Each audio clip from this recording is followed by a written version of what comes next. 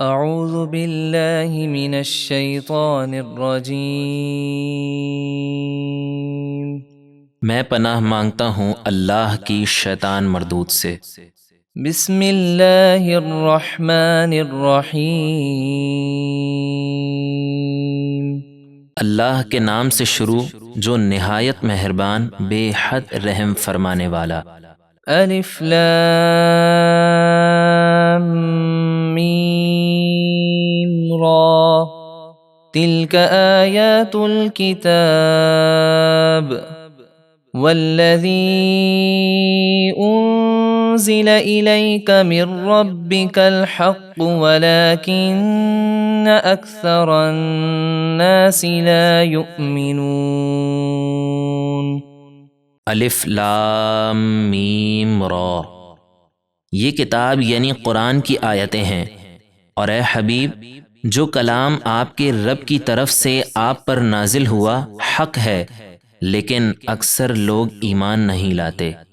اللہ الذي رفع السماوات بغير عمد ترونها ثم استوى على العرش وسخر الشمس والقمر كل يجري لأجل مسمى يدبر الأمر يفصل الآيات لعلكم بلقاء ربكم توقنون۔ اللہ ہے جس نے آسمانوں کو بغیر ستونوں کے بلند کیا جیسا کہ تم دیکھتے ہو، پھر اس نے عرش پر استوا فرمایا اور سورج اور چاند کو حکم کا پابند بنا دیا، ان میں سے ہر ایک دنیا کی مقرر کی ہوئی مدت تک چل رہا ہے۔ اللہ ہر کام کی تدبیر فرماتا ہے اور وہ اپنی قدرت کی نشانیاں تفصیل سے بیان فرماتا ہے تاکہ تم اپنے رب سے ملنے کا یقین کرو۔ وَهُوَ الَّذِي مَدَّ الْأَرْضَ وَجَعَلَ فِيهَا رَوَاسِيَ وَأَنْهَارًا وَمِن كُلِّ الثَّمَرَاتِ جَعَلَ فِيهَا زَوْجَيْنِ اثْنَيْنِ يُغْشِي اللَّيْلَ النَّهَارَ إِنَّ فِي ذَلِكَ لَآيَاتٍ لِقَوْمٍ يَتَفَكَّرُونَ۔ اور وہی ہے جس نے زمین کو پھیلایا اور اس میں پہاڑ اور نہریں بنائیں، اور زمین میں ہر قسم کے پھل دو دو طرح کے بنائے، جیسے ترش، شیریں وغیرہ۔ وہ رات سے دن کو چھپا لیتا ہے، بے شک اس میں غور کرنے والوں کے لیے نشانیاں ہیں۔ وَفِي الْأَرْضِ قِطَعٌ مُتَجَاوِرَاتٌ وَجَنَّاتٌ مِّنْ أَعْنَابٍ وَزَرْعٌ وَنَخِيلٌ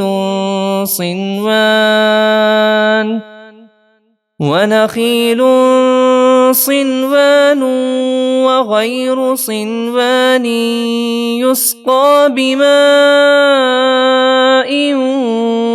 واحد وَنُفَضِّلُ بَعْضَهَا عَلَى بَعْضٍ فِي الْأُكُلِ إِنَّ فِي ذَلِكَ لَآيَاتٍ لِقَوْمٍ يَعْقِلُونَ۔ اور زمین کے مختلف ٹکڑے ہیں جو ایک دوسرے سے ملے ہوئے ہیں، اور انگوروں کے باغ ہیں اور کھیتی اور کھجور کے پیڑ، کچھ ایک جڑ سے کئی تنے والے اور کچھ الگ الگ جڑ سے، سب کو ایک ہی پانی دیا جاتا ہے، اور اس کے باوجود ہم پھلوں میں ایک کو دوسرے سے ذائقے وغیرہ میں بہتر بناتے ہیں، بے شک اس میں عقل مندوں کے لیے نشانیاں ہیں۔ وَإِن تَعْجَبْ فَعَجَبٌ قَوْلُهُمْ أَإِذَا كُنَّا تُرَابًا أَإِنَّا لَفِي خَلْقٍ جَدِيدٍ أُولَئِكَ الَّذِينَ كَفَرُوا بِرَبِّهِمْ وَأُولَئِكَ الْأَغْلَالُ فِي أَعْنَاقِهِمْ وَأُولَئِكَ أولئك أصحاب النار هم فيها خالدون۔ اور اے حبیب، اگر آپ کفار کے انکار پر تعجب کریں تو اس سے زیادہ تعجب تو ان کے اس کہنے کا ہے کہ کیا ہم مر کر مٹی ہو جانے کے بعد پھر نئے سرے سے پیدا ہوں گے؟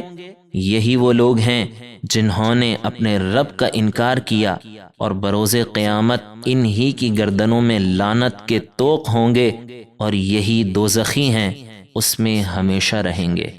وَيَسْتَعْجِلُونَكَ بِالسَّيِّئَةِ قَبْلَ الْحَسَنَةِ وَقَدْ خَلَتْ مِن قَبْلِهِمُ الْمَثُلَاتُ وَإِنَّ رَبَّكَ لَذُو مَغْفِرَةٍ لِلنَّاسِ عَلَى ظُلْمِهِمْ وَإِنَّ رَبَّكَ لَشَدِيدُ الْعِقَابِ۔ اور اے حبیب، کافر آپ سے عذاب جلد لانے کا مطالبہ کرتے ہیں رحمت سے پہلے، حالانکہ ان سے پہلے لوگوں کی سزاؤں کے واقعات گزر چکے ہیں، اور بے شک آپ کا رب تو لوگوں کے ظلم کے باوجود انہیں ایک طرح کی معافی دیتا ہے، اور بے شک آپ کے رب کا عذاب بڑا سخت ہے۔